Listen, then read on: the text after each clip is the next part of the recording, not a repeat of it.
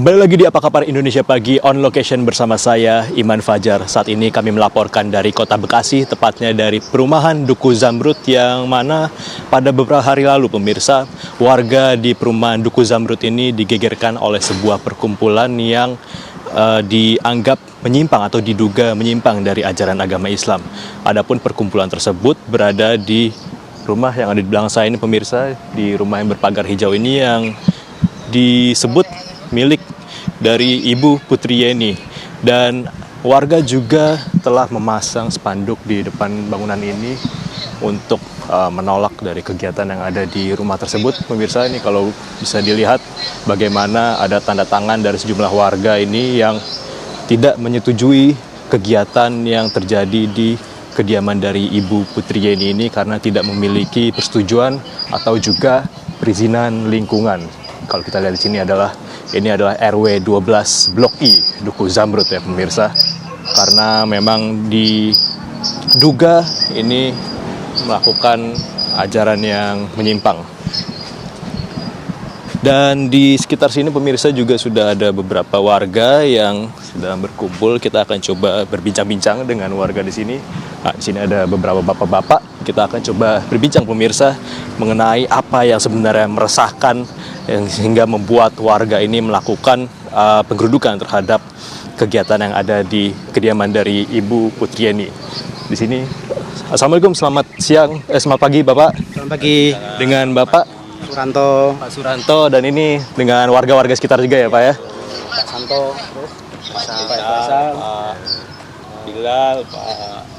Oke, ini dan Pak Suranto, Pak Susanto, dan beberapa bapak-bapak ini adalah warga di RW 12 ya Pak ya.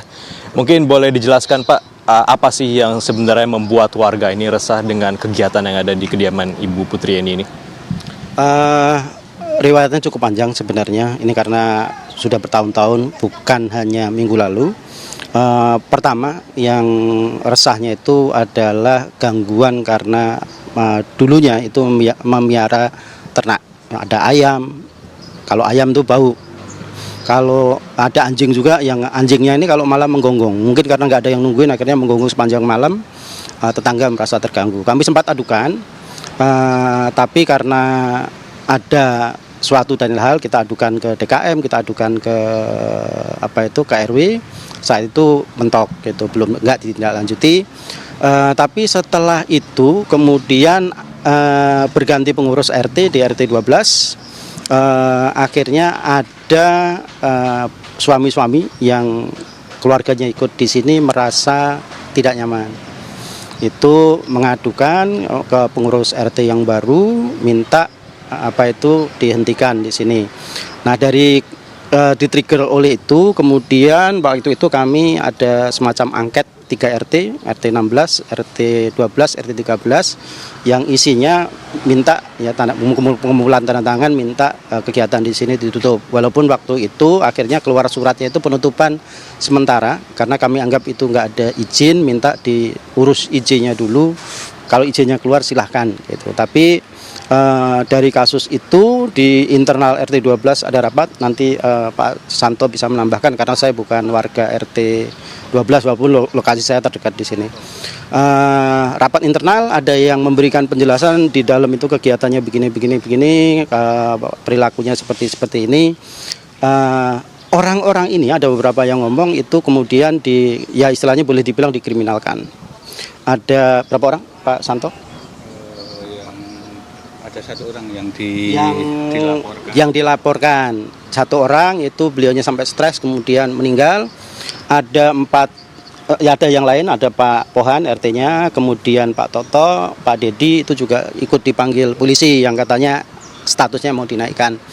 Itu disitulah sebenarnya yang memicu, yang sebelumnya itu hanya keberatan warga sekitar sini, kemudian memicu pengurus RW, pengurus DKM, kemudian majelis taklim yang ada di sini marah karena yang tadi kan sampai beliau itu stres meninggal. Kemudian masih ada yang tadi masih ada dalam proses begitu.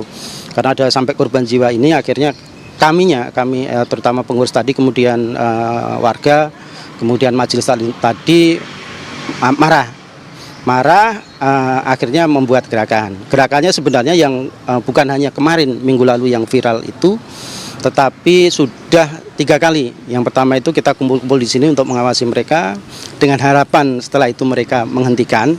Karena ceritanya gini, sebelum ada gerakan itu kami juga setahu saya itu sudah ada rapat mediasi, rapat diskusi bersama antara pengurus kegiatan di sini dengan pengurus RW.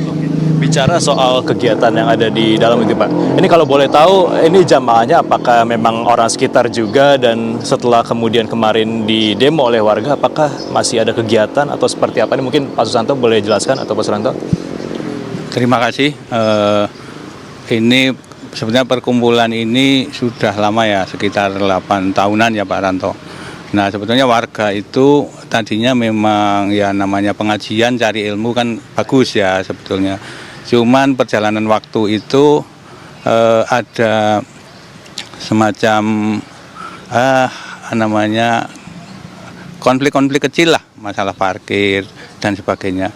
Nah, saya akan mengambil yang hasil pertemuan sebelumnya dari pihak Bu Yeni dan RT RW sama pengurusnya itu.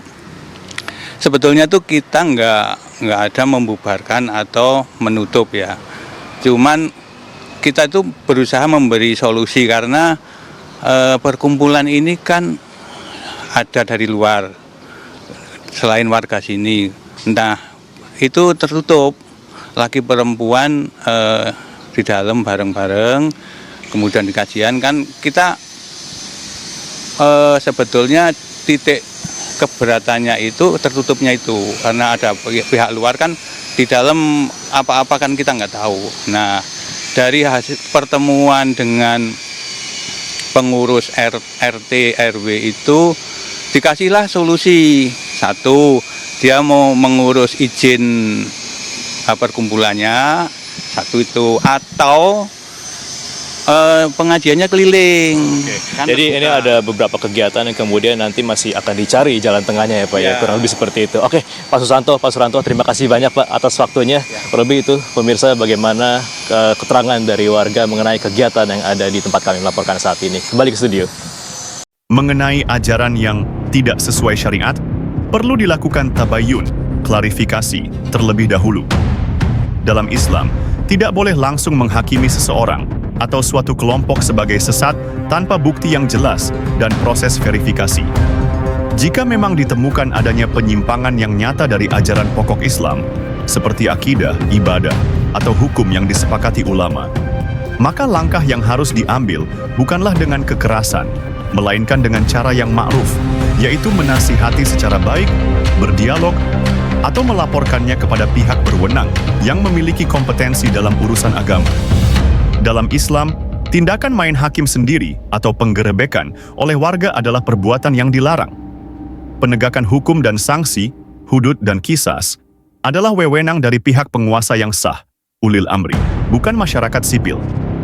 Jika ada dugaan pelanggaran syariat, masyarakat seharusnya melaporkannya kepada aparat berwenang atau lembaga keagamaan yang ditunjuk oleh negara, bukan mengambil alih peran mereka. Hukum kezaliman.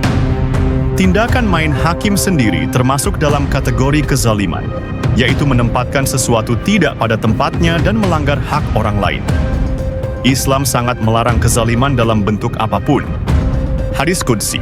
Allah berfirman dalam hadis Qudsi yang diriwayatkan oleh Imam Muslim, "Wahai hamba-hambaku, sesungguhnya aku mengharamkan kezaliman atas diriku, dan aku jadikan kezaliman itu diharamkan di antara kalian, maka janganlah kalian saling menzalimi." Hadis riwayat Muslim nomor 277. Pentingnya tabayyun, klarifikasi. Sebelum mengambil tindakan apapun, Islam mewajibkan untuk tabayyun atau mencari kejelasan.